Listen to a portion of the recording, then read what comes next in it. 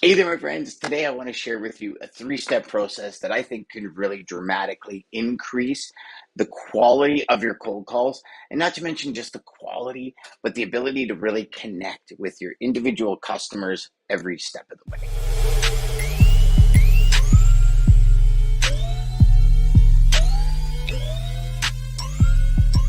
All right, so we've got a new process of recording here at Sales Chatter. So I'm hoping you're going to bear with me for the first couple of days here as I learn this new system. I will get her down, y'all. Don't you worry about it. But today I wanted to talk to you about the QCESP formula that I created. Now, when I created this formula, it was mainly because you guys might be there right now, where I felt my sales calls would always kind of go off on all these tangents. And I wasn't really getting any kind of traction or feeling like I had a similar process to go into every call. So what I did is I created the QCESP.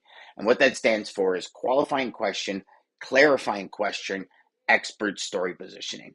So there's three parts to it. So clarifying question, right? I always looked at the clarifying question as what is the number one thing I will not live without in my customer profile? So, depending on what your customer ICP is, what your customer profile is, depending on what information you want to know at the beginning, that would be your big clarifying question, right? So, for me, my belief is everybody that I need to work with needs to know that their logistics supplier is a resource. So, I would ask my first qualifying question would be based on that, whether they believed that their logistics supplier was a resource or not. Then my second question would be a clarifying question to their answer. So let me run this out for you to make it simple. So my question was, what's your primary and secondary reason for adding or switching a service provider? That would always be my number one qualifying question. The reason being is it's a two-pronged question. I want to understand the 2 points that they're willing to talk about or what they're looking at doing in order to put somebody into their system. Okay. So that was the first thing. The second thing was I had now had two different talking points to continue the conversation. So even if they were one word answers, my qualifying question produced two answers. My clarifying question, I now can ask two questions to clarify what they mean. So let me run this for you in a less verbal or jabberish way that I just did there. And that is this. What's your primary reason for adding or switching any service providers? Well, it'll definitely be price and service. All right, Mr. Prospect, Mrs. Prospect, what do you mean by price? And that would typically come back with well, I'm not sure what you mean, Dan. What do you mean? And I would say, well, like if I show you a certain level of value, a certain level of service, a certain level of professionalism, if I get things done for you, at what point does price play a real role in your decision to use me on new lanes on future business? Is it $50 a load? Is it $100 a load? Is it $5 a load? And you'll get a really good idea by what people mean by price. Because the thing is, this is the thing.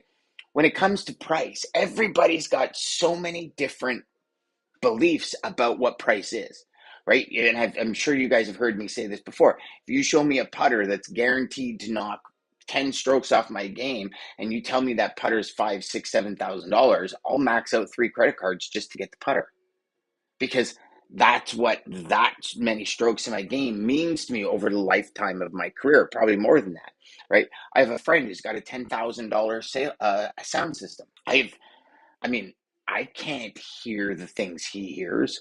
I have my little Sony speakers that I got on Amazon, and I'm like, I think those things are the cat's ass, right? So it's like that means something different to all of us. So price to you might mean $50. Price to them might mean you have to beat somebody by $200 just to get in the door, right? And that's a very common thing that happens. So that clarifying question, what do you mean by price? Right? And then service. I say, what do you mean by service? And service is the same thing. It's all based on perspective. I had one prospect tell me one time that service was 4 days transit LTL from Jersey to Toronto. It's next day transit, maybe 2 days, not four, but four to him was good service because the company he used to use was seven. So good, if you're running that lane consistently, good service is not 4 days transit. It's like two max. And that's kind of average service. Above average service is always next day delivery. That's a really good thing to have. So That's your clarifying questions. Whatever the answer is to your qualifying question, always have a clarifying question set up. And then when they answer that clarifying question, have an expert story positioning set up to kind of run that call through the scenario they're talking about. So again, what does price mean? Well, price is like $50, $100 is what I'm looking at for price. You know what? That's great, Mr. and Mrs. Prospect, because I had a customer that did that once. And what actually happened was, what I noticed is the six carriers that they were using really believed in them more because they knew if they didn't get a load, it's because they just couldn't compete at the $150 level. We weren't losing loads to each other over $100. It was that 150 mark is where they would cut off. So it's as long as everyone understands that they can understand. Okay, if I want this lane in the future, I have to get better at the overall pricing structure, not necessarily the the spot rate that we're doing it with that day. So that's the process. It's very easy. 3 steps: qualify, clarify, expert story positioning. Now, some of you might be saying, Dan, I don't really have an expert story positioning on everything I'm talking about. And that's fine.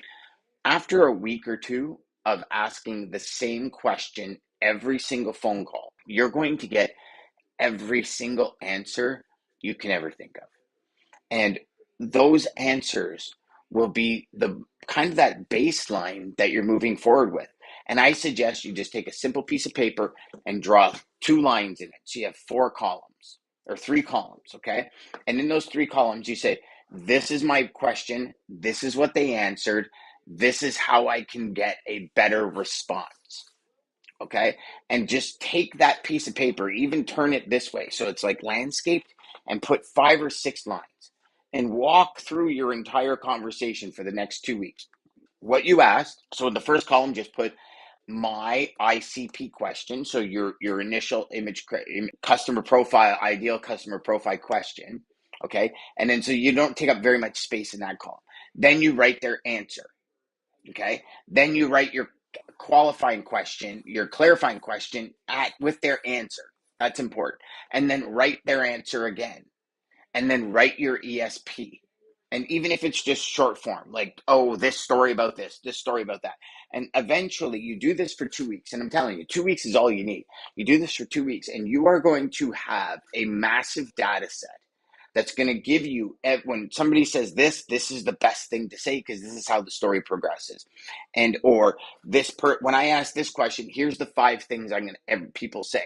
So what I do is I take those main pieces at the end of the 2 weeks, and I say the things that people have said the most, I need to get better at responding to. So how do I do that? How do I get better at that? So what I would do is I write down what they said, I write down what I said, and then I write down how can I say it better. And if you consistently do that, I can tell you within a very short period of time, and you know what? There's no better time than right now, right? We're coming into some slow times of the year. You're going to have better conversations now. Why not utilize those conversations to really do something for your business? The QCESP formula, it's so simple. 3 steps, and those 3 steps can get you so much further in your calls, in your conversations in general, that you would be absolutely blown away. Again, my friends, Q, qualify. C, clarify. ESP, expert story positioning. And these stories can be just things that have happened in your career that makes you understand or honor the answers the prospect's giving. So again, qualifying question based on your ICP, your ideal client profile, right? My suggestion is always go 2 prong on this. And the reason I say that is because you always have 2 points of reference after, right? If you have 1 point and then it's like you can't get them talking about that other point, you can always switch to the other one. But if you only stay on 1 point, it's like, and you're dead. At least you get 2 ways to kind of open your prospect up and get them speaking a bit, or at least when you're sharing the story, maybe they can relate to it and all that kind of stuff. So, A, qualifying question, always try and keep it 2 prong. B, clarifying question. Always make sure you're crystal clear on what the answer is for the qualifying question. always. And then once you're crystal clear, try and associate a story, something in your life that's happened or in your business that's happened that you can sprinkle into the conversation, and then just repeat. That's your one. Then your second question, qualify. Ask the qualifying question. Ask the clear. You can literally repeat this 6, 7, 8 times throughout your entire prospecting call. And it's the only formula you need to keep in your mind. Clarifying, qualifying, clarifying, ESP. What's another qualifying question I can ask? Okay, how long would it take for somebody to get into your system? Well, it takes about 2, 3 weeks. Okay, 2, 3 weeks from from this call here, or are we talking 2, 3 weeks from when like vacation's done? Right, I'm clarifying.